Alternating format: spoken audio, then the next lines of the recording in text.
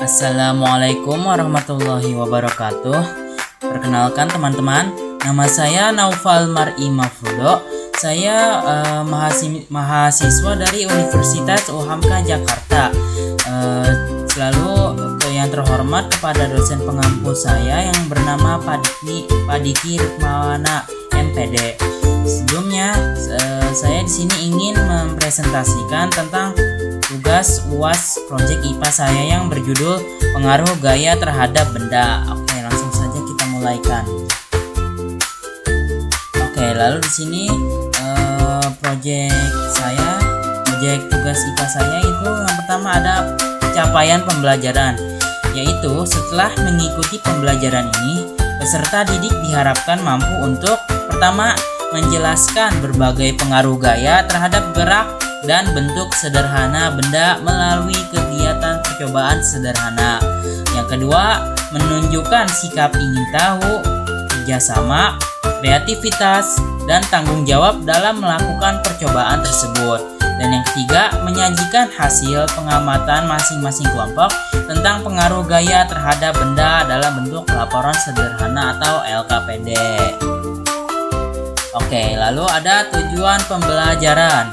Setelah melakukan proses pembelajaran, siswa mampu untuk yang pertama mengidentifikasi berbagai macam gaya yang dapat mempengaruhi benda-benda. Contohnya seperti benda yang didorong, benda yang ditarik, benda yang ditekan, lalu ada benda yang menggesek dan lain sebagainya. Lalu yang kedua, mampu menjelaskan perubahan yang terjadi pada benda akibat pengaruh gaya tersebut. Contohnya seperti benda yang bergerak atau bola, misalnya bola yang bergerak, menggelinding, jatuh, atau ada benda-benda yang dapat berubah bentuk dan lain-lain. Lalu yang ketiga, bisa atau dapat melakukan percobaan sederhana tentang pengaruh gaya terhadap benda secara berkelompok. Nah, jadi nanti tugasnya adalah kelompok yang nanti akan dibagi secara beberapa kelompok saja. Lalu yang keempat, dapat menyimpulkan hasil percobaan dengan menggunakan bahasa sendiri secara lisan maupun tulisan. Selanjutnya ada langkah-langkah pembelajaran. Nah, di sini langkah-langkahnya dimulai dari stimulasi ya, yang mana guru menunjukkan beberapa benda seperti mainan bola, karet gelang, buku, dan lain-lain. Lalu peserta didik mengamati, kemudian mencatat tentang benda-benda tersebut jika benda-benda tersebut didorong, ditarik, ditekan, atau dijatuhkan, dan lain-lain. Lalu yang ketiga ada problem statement, yaitu guru bertanya kepada murid-muridnya, mengapa benda bisa berubah bentuk saat ditekan, atau kenapa benda bisa terdorong. Lalu siswa pun berusaha memikirkan jawaban mereka masing-masing. Lalu guru menyampaikan masalahnya yang akan diselesaikan tentang pengaruh gaya terhadap benda. Oke, langkah-langkah selanjutnya yaitu ada data collection atau pengumpulan data, yaitu guru meminta siswa untuk melakukan percobaan sesuai petunjuk LKPD untuk mengamati pengaruh gaya terhadap benda-benda. Guru juga akan membagi siswa menjadi beberapa kelompok seperti yang sudah saya jelaskan sebelumnya. Lalu guru pun juga bisa membimbing serta mengarahkan ke masing-masing kelompok apa yang harus mereka lakukan. Langkah keempat yaitu data processing. Siswa mencatat hasil percobaan dengan membandingkan, berdiskusi, dan berbincang-bincang dengan kelompok lainnya. Lalu langkah pembelajaran selanjutnya yaitu yang kelima, verifikasi, di mana peserta didik membuat kesimpulan tentang hasil percobaan masing-masing kelompok. Misalnya kelompok 1 kan tentang karet, misalnya karet dilenturkan atau diubah bentuknya, atau bola yang digelindingkan, dan lain sebagainya. Lalu yang langkah terakhir yaitu generalization, di mana guru dan siswa bersama-sama menyimpulkan bahwa gaya dapat membuat suatu benda yang pertama bisa bergerak, bisa berubah bentuk, bisa berubah arah, berhenti, dan lain-lain. Lalu guru pun melakukan umpan balik dengan penguatan konsep sebelum akhirnya mengakhiri pembelajaran.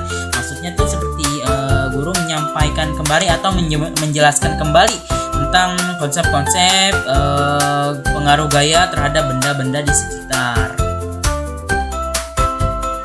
Lalu selanjutnya di sini ada penilaian. Nah, teknik penilaian yang akan dilakukan guru yaitu ada observasi sikap. Yang mana observasi sikap ini menilai kerjasama, tanggung jawab, rasa ingin tahu, dan keaktifan masing-masing anggota kelompok. Lalu ada pengetahuan. Hasil diskusi dan tanya jawab itulah yang nanti akan dinilai oleh guru-guru nanti. Lalu yang ketiga ada keterampilan. Nah, keterampilan itu guru menilai dari hasil percobaan dan laporan LKPD yang dilakukan oleh masing-masing kelompok gitu. Baiklah teman-teman, untuk tugas atau contoh praktiknya seperti yang akan saya kasih lihat nanti, yang mana untuk bahan-bahan praktiknya saya hanya menggunakan benda-benda yang ada di rumah kita yang bisa kita dapat seperti mainan atau karet gelang dan benda-benda lain yang bisa kita gunakan.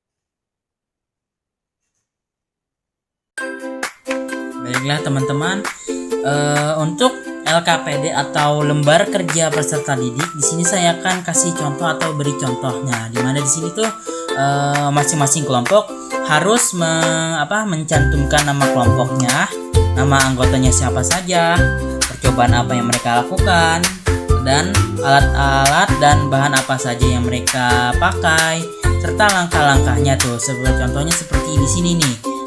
Misal nama kelompoknya adalah kelompok Ranger, yang mana kelompok tersebut berisi 4 orang siswa, yang bernama Kevin, David, Rangga, dan Niko. Dan percobaan yang akan mereka lakukan adalah pengaruh gaya terhadap benda untuk seperti menggelindingkan bola, karet gelang, meja, dan plastisin. Dan itu adalah contoh dari alat-alat yang mereka pakai.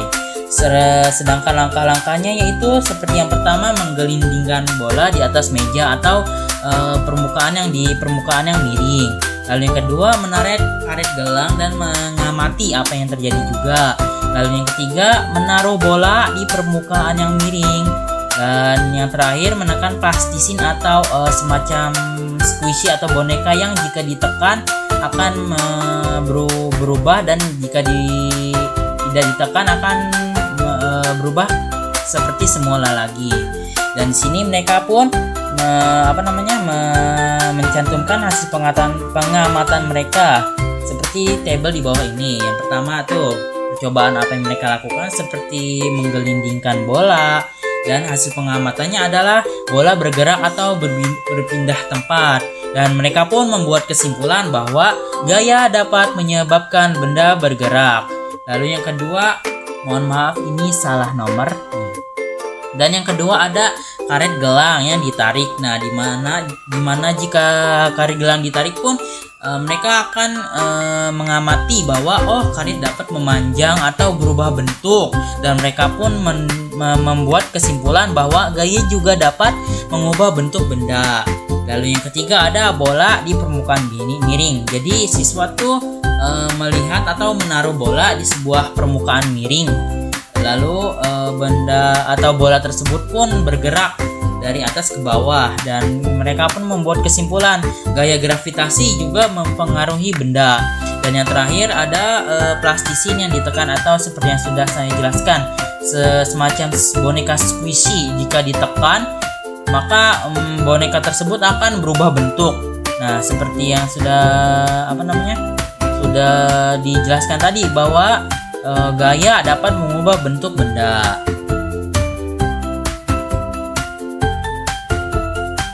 Baiklah teman-teman sekalian, demikianlah hasil presentasi dari project UAS saya. Kurang lebihnya mohon maaf. Wassalamualaikum warahmatullahi wabarakatuh. Terima kasih semuanya.